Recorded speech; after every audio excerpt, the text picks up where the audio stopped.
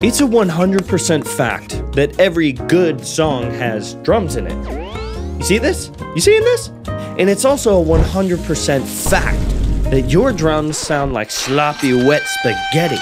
Well, it's time to turn your drums into crispy, delicious, crunchy Lay's potato chips, baby. So let's get into the kitchen and cook up some fire drums today, huh? This is how to mix your drums in this amount of seconds. Step 1, label them tracks. Listen, there's a reason why your grandma is so good at baking chocolate chip cookies. It's because she labels all of her ingredients. She takes all that time, those little white labels that come out of that little machine, right? You know what I'm talking about? So you need to be doing the exact same thing, compadre. Step 2, group them up. Listen, I know all you lonely losers are out there playing Fortnite right now, and when your homie jumps out of the battle bus before you get to your destination, it ruins your whole run. Group them all up, and we're gonna process these as one instrument. Step 3, setting the level. Listen, this is actually the most important part of the whole video. If you mess up these levels, then everyone's gonna be able to tell. A general rule of thumb is to start by putting your kick at about minus 12 dB. The snare should be hitting right around the same level as your kick, and then balance the rest of your elements to sonically fit with the two. Step 4, processing. Try to keep up, nerds. Let's go. First one, EQ. Here, I have a high-pass filter at about 20 hertz. Human hearing stops at 20 hertz, so why do you need that information anyway? Goodbye.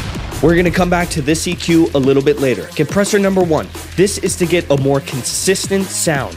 You want to set it to a slow attack and a slow release in a ratio of 10. We're aiming for the needle to hit about 10 dB of compression. Then we're going to adjust the makeup gain to 10 dB to make up for the 10 dB that we're compressing. Lastly, adjust the mix knob to where you want. Just use your judgment, figure out what sounds good to you.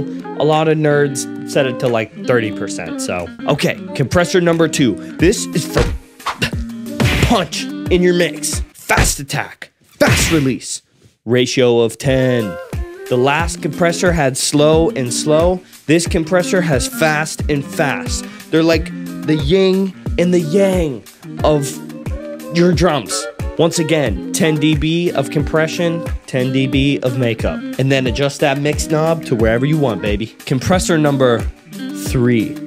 I was in a silly, goofy mood whenever I put this one on, okay? I was feeling like that low end was reminding me too much of that wet spaghetti we were talking about earlier. So I put a third compressor onto these drums. This time I was going for about 5 dB of compression, not as harsh, and I put a bandpass filter at the fundamental frequency of the kick, which I used the EQ to find that frequency. It ended up being like 45 hertz. Next up is saturation. This is gonna add some texture and some extra harmonics into your drums. It's gonna make them sound nice and warm and thick.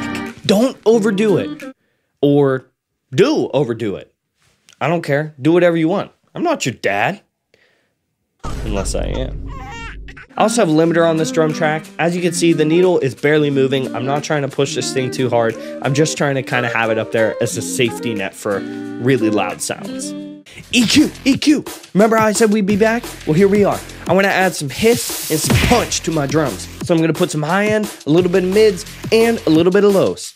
It's important to keep in mind that this EQ is at the start of the drum chain, which means any changes we do here is going to go through the entire chain. And finally, the chamber.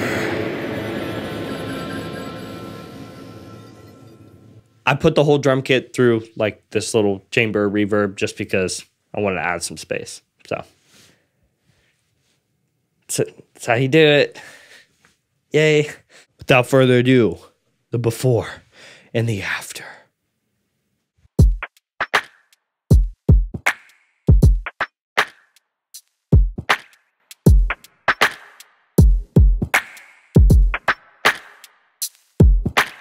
You ever playing Fortnite and one of your squad mates? Step number 2, group them up.